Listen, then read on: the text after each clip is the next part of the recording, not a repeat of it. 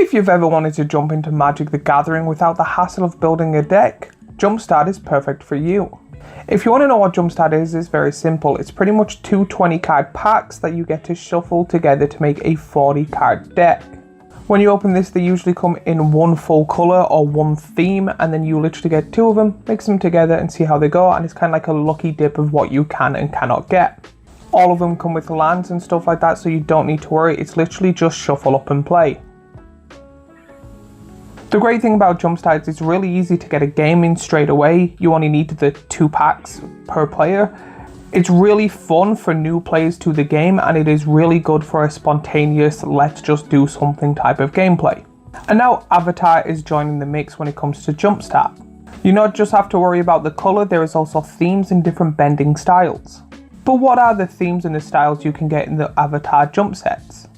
When it comes to this, there is a lot, and I mean a lot of cards in Jumpstart, but I'll be going over each monocolor, pretty much like the commander or the best cards, where the deck will be themed roughly about. I would go over all the cards, but that would be a very long and boring video.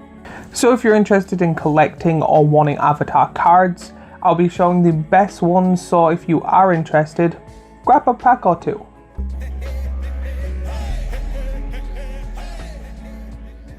When it comes to Jumpstart, you get 21 cards, the first one not really being a playable card, but it will tell you the kind of colour and theme of the deck, or half the deck. It usually comes with a bunch of lands and 1, possibly even 2 rare cards. The fun thing about the Avatar ones is you can literally get the most random chaotic stuff. You can literally get like Appa and Zuko, Azula and Toph, or you can get airbending and firebending combined. The one thing I do like about Jumpstart is that the combinations sometimes usually work together, some obviously better than others, but I like the random chaos about it. But before we go any further, a quick little shout out for the little shop I have. I have a small little Etsy shop where I have t-shirts and hoodies in multiple colours and sizes and designs for people to enjoy. When it comes to this, all the profits come to making my channel better for lighting and other equipment, stuff like that. So if you like me and what I do and want to help out support the channel, first buy yourself something nice. Secondly, like, subscribe, share, and all that other stuff. But now back onto Avatar itself. When it comes to this, I've never done a Jumpstart video, so it's really difficult, and I had a bit of difficulty on how I'm going to structure this, but I think I'm going to go color by color, showing off the main cards that come in the packs you can potentially get from that color, and kind of saying how roughly the cards are aimed to work as. So starting off with the white cards. When it comes to this, it's about teamwork, protection, and supporting your board. A lot of these are very peaceful and reliable characters with playstyles to get your health up and to help your friends or other creatures you have out. When it comes to this, you get characters just like Aang Airbender Master, Soroka Sword Master, Monk Gyatso, Jet Rebel Leader, Suki Coyote Captain, Suki Courageous Rescuer, Momo Friendly Flyer, Tale of Momo, Hakoda Selfless Commander, South Pole Voyager. When it comes to all of these, they are all amazing cards in my opinion. I think some obviously are better than others. You get stuff like the Avatar and Sokka, which are really cool cards. Also, the cool thing about Jumpstart is that you can use the cards in like Commander, so if you ever see one of these and you want to build a Commander deck around it, as long as it's a legendary creature, or if there's cards you want to put in your Commander deck, you can use any of these. These are kind of most all famous characters. Momo having 2 cards and one really heartbreaking one is really cool. You get Sokka and pretty much like his girlfriend or ex-girlfriend and stuff. I do like a lot of the characters. I'm pretty sure one is his dad also. These are a lot of waterbenders and people that are like as kind-hearted as you can possibly get. But now let's jump into the blue, which I'm assuming is going to be a lot of waterbenders. These are kind of the control decks that are a bit patient and that the aim is to react at the perfect time for you to win the game. I say when it comes to this, there will be a lot of card draw, a few kind of tempo spells, and the rest being tricky interactions that you kind of have to potentially kind of guess how they're going to play or kind of counter at the right time to make sure that your deck is optimized. When it comes to this, you get characters just like Katara Waterbending Master, Wan Shi Tong All-Knowing, Baboon Spirit, Tea and La, Moon and Ocean, the Blue Spirit, Waterbender's Restoration, Tiger Seal, the Mechanist Aerial Artisan, Yui the Moon Spirit, Nightmares and Daydreams, Chakra Meditation. So a few things I want to say about this. First is Tea and La. I've kind of wanted to make a commander deck, so if people are interested, I would make one on Moxfield and do a deck tech, but that's if anyone is interested. A lot of waterbending characters and cool spiritual stuff as well, like the baboon, the moon, and the literal two fish I just mentioned. I absolutely love the Enchantment Saga Daydream thing. I think the art of that is absolutely pretty. I am so happy that lessons are back, especially since the second set of next year is back in Strixhaven, which again hopefully has more lessons. I personally think Chakra Meditation should be a playmat. I think it is so beautiful, especially if they had a hollow effect on it. And the rest are just well-known characters or really cool animals. I've always loved the animals in an avatar. So now let's go on to the next colour, being black. When it comes to this, it's going to be quite ambitious. The aim is to put a lot of pressure on your opponents and be ruthless. These are very much going to probably be kill spells or very high damage cards, to be as ruthless as you can and kind of very cutthroat. These are probably going to show the Fire Nation's more dangerous side, not like the stuff they kind of want to put on show to show their power. This is like the underground assassins and stuff like that, and the most powerful like lightning spells they have, even though lightning's red. But I can see a lot of these cards being like the kind of darker side of the Fire Nation. It's going to have hand removal, powerful threats, and the aim is to beat down your opponents before they can get their defenses up.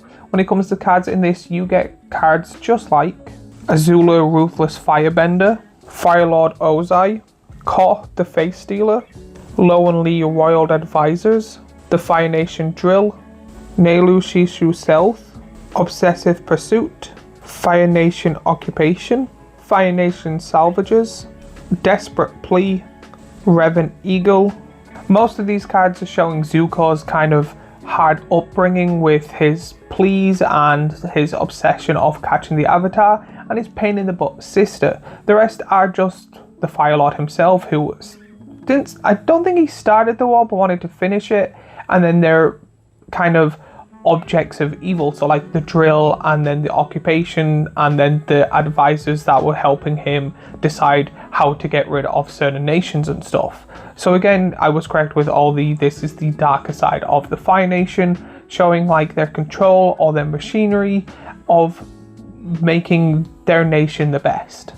And then you get Koth, hopefully I'm saying that right, who is one of the most scariest demons when it comes to Avatar, pretty much being a face stealer that Aang had to not react at all. And I think from what I remember, everyone was like, be careful, he is super, super dangerous. And I remember when this card was shown off when this set was first announced, and everyone was like, this card is going to be absolutely broken. But now let's go on to red, which is going to be the lighter side of the Fire Nation. Their kind of proudness and showing off their power and their passion and their explosive fire damage. These are going to be pretty much powerful attacks, big swings, and emotional heartfelt cards. If black was the ruthlessness of the Fire Nation, red is going to be their pure bending ability and heart. When it comes to cards in this, you get Zuko Firebending Master, Avatar Roku Firebender, Iroh Dragon of the West, Firebending Student, Chang and Lily Nomads, Smeller B Rebel Fighter, Overwhelming Victory, Firebending Ascension, Reckless Blaze, Ran and Shaw, Fang Roku's Companion. So straight off the bat, it showed three really powerful firebenders, being Iroh, Zuko, and Roku. Then it's the rest being kind of training firebenders and showing their splendidness and like their different abilities and their overwhelming passion. And also with cool dragons that are known to be firebending or firebender helpers, because each kind of nation has their own animal. But now we're on to my favorite color, green. This is going to be strength, stability, and raw earthbending power, or the new keyword, earthbending. These are going to be big creatures with high defense and high attack. If red is about raw power and stuff like this, this is sturdy ability, kind of keeping in track until you're able to wipe out your opponents in one big swing. When it comes to this, you get cards just like Toph, Earthbender Master, Tale of Katana and Toph, Titanic Split, Avatar Kyoshi Earthbender, Diligent Zookeeper, Bison Whistle, the Cabbage Merchant, Crystallized Armor, Master's Guidance, the Earth King, Descendant's Path, Great Divide Guide, Earthbending Ascension. A lot of these cards are again the Avatar and Toph. Toph being one of my favorite characters, or my favorite character when it comes to Avatar. The reason I say could be is I really do like the Secret Tunnel guy, but he is good for that one joke, where Toph is amazing throughout the entire series.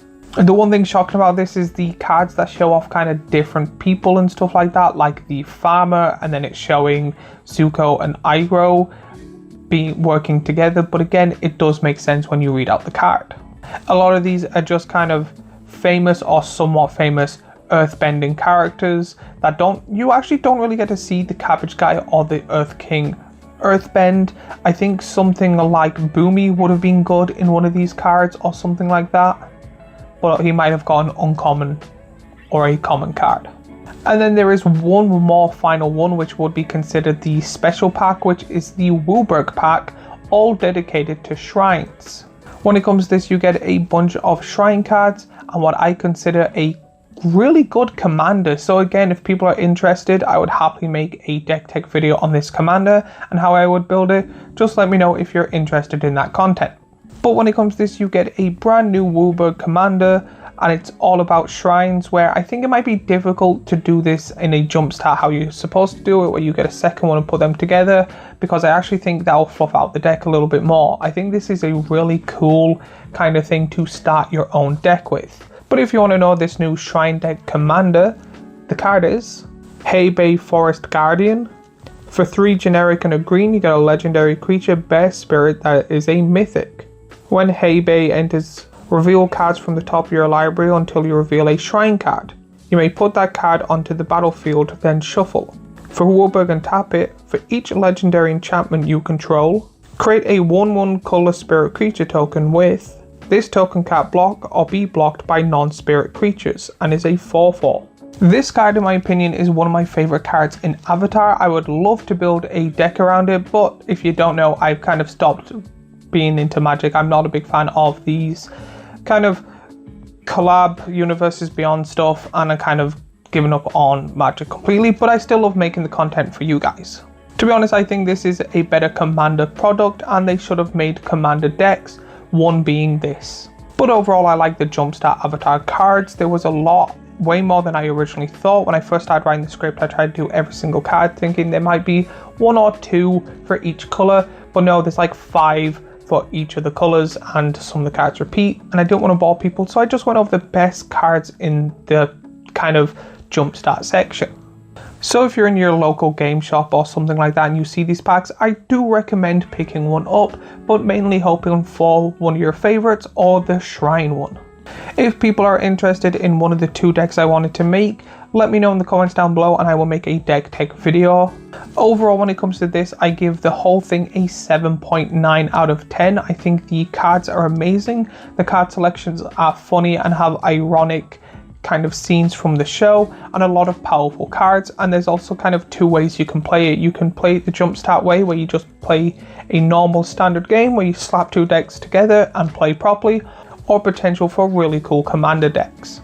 So if you are a Avatar fan or a Magic the Gathering fan, let me know which is your favorite Jumpstart card down in the comments down below. While you're there, remember to like and subscribe and do all that YouTubey stuff we always ask and beg you for. And thank you all for watching. If you like this, I have a previous Avatar video here, a playlist of Magic the Gathering Is It Worth It stuff here, and a subscribe button here, and I shall see you all in the next video.